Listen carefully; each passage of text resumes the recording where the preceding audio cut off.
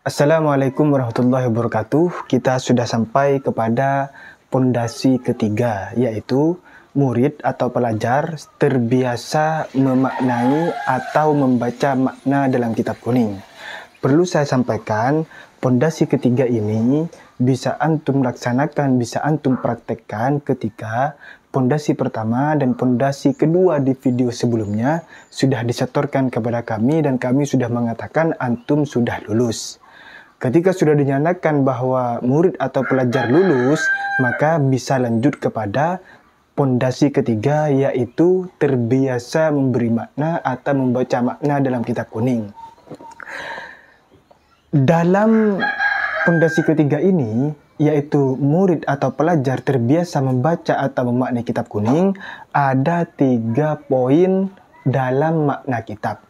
Ini perlu dipahami dan perlu diingat bahwa di dalam memaknai kitab itu ada 3 poin. Yang pertama adalah poin tulisan makna di atas. Jadi nanti di dalam memaknai, di dalam memberi makna kitab itu, menulis makna itu, ada makna itu yang harus ditulis di atas, tidak boleh di bawah.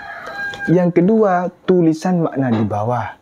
Memang makna di bawah seperti biasanya.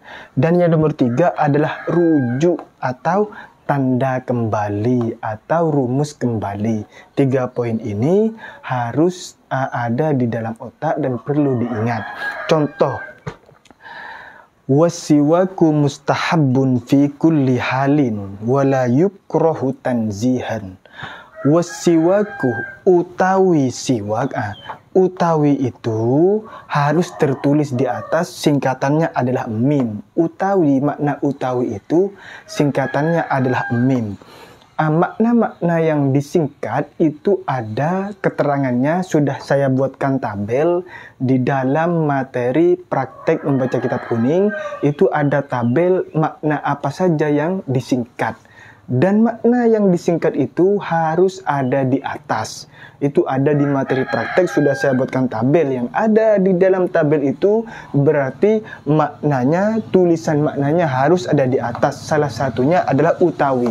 Singkatannya seperti ini dan harus ditulis di atasnya lafadz seperti ini contohnya. Wasiwaku utawi siwak mustahabbun iku, ini di atas. Maknanya iku dan singkatannya ini iku. Sedangkan mustahabun iku disunatkan. Kalau makna Indonesia, wasiwaku adapun siwak, mustahabun itu disunatkan. Fi kulli halin, di dalam, ing dalem. Sudah ada di tabel, harus tulis di atas, ing dalem, saben-saben tingkah atau di dalam semua keadaan. Kalau makna Indonesia, wala yukrahu, lan atau dan harus tulis di atas, singkatannya adalah nun. Dan ora den makruhakan, Jawanya, Indonesianya, dan tidak dimakruhkan opo atau apa siwak, maka ini namanya rujuk. Ini namanya rujuk. Jadi antum murid tidak usah nulis lagi siwak. Ketika ada lafaz di awal itu maknanya diulangi, suruh tulis di sini, maka tidak usah nulis lagi opo siwak, apa siwak. Maka tinggal menulis rumus kembali kemana. Misalnya gambarnya seperti ini, maka siwak itu tulis seperti ini. Ini tandanya. Berarti apa siwak itu kembali ke sini berarti. Itu namanya rujuk atau tanda kembali. Seperti itu. Tanzihan kelawan. Kelawan harus tulis di atas, sudah ada di tabel. Makruh tanzih.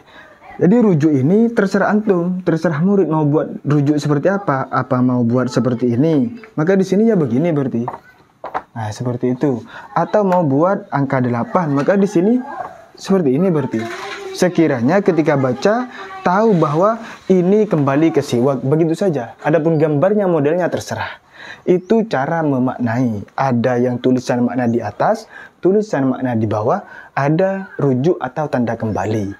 Nanti ketika sudah mendengarkan video ini, maka murid atau pelajar punya kewajiban memaknai kitab dari saya di video selanjutnya. materinya yang ada di materi praktek itu, dan harus ditulis makna itu di redaksi yang tidak ada harkatnya.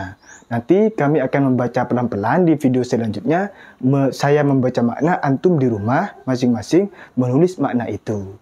Nanti ketika sudah selesai maknanya sampai terakhir di materi praktek, baru antum persiapan untuk nyetor ke saya cara baca makna itu melalui video call. Ini adalah pondasi ketiga. Pondasi pertama, terbiasa baca. Pondasi kedua, hafal tasrif. Pondasi ketiga, terbiasa memaknai atau membaca makna. Jika 3 pondasi ini sudah selesai dan sudah dites oleh saya bahwa antum atau para murid sudah siap, maka baru akan kami cekokin, akan kami beri ilmu tata cara membaca kitab yang baik dan benar dan mudah serta cepat. Mungkin sampai di sini saja. Semoga antum semuanya sukses. Tidak ada halangan, lancar, dapat ridho dari Allah Subhanahu wa taala. Wassalamualaikum warahmatullahi wabarakatuh.